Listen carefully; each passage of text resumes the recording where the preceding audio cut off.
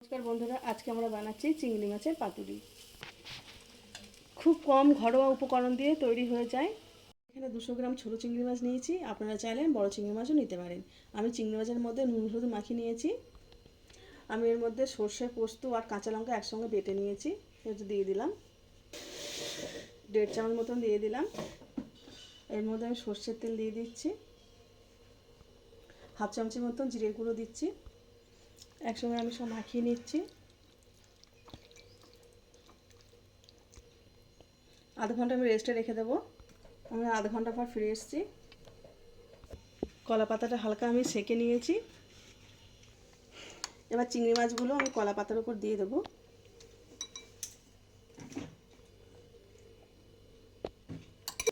উপর একটু সর্ষের তেল আমি দিয়ে দিচ্ছি, একটা কাঁচা লঙ্কা আমি দিয়ে দিচ্ছি। এবার আমি একটা পাতাটা মুড়ে নেব। প্রথমে এই ভাঁজ দিলাম, এই ভাঁজ দিলাম,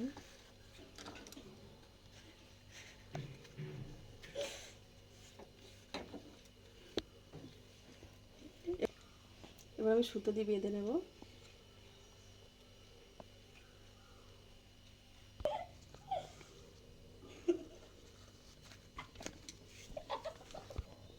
আর একটা পাতায় আমি করে নিচ্ছি। একটু সর্ষের তেল দিয়ে দিচ্ছি, কাঁচা লঙ্কা দিয়ে দিলাম।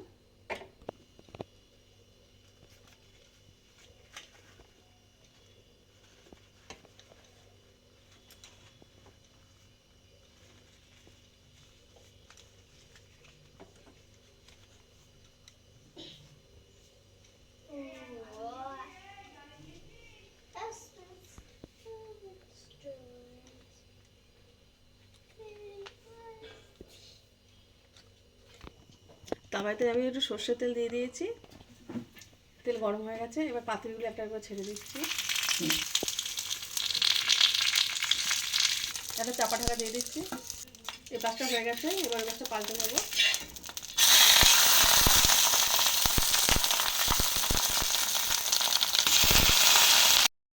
হয়ে গেছে, এবার আমি নামিয়ে নিচ্ছি। একটা পাতুরি আমি কেটে দেখাচ্ছি, সুতরাং কেটে দিলাম।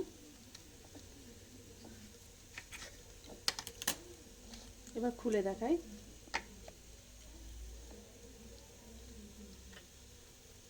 দেখুন কি সুন্দর হয়ে গেছে চিংড়ি মাছের পাতুরি।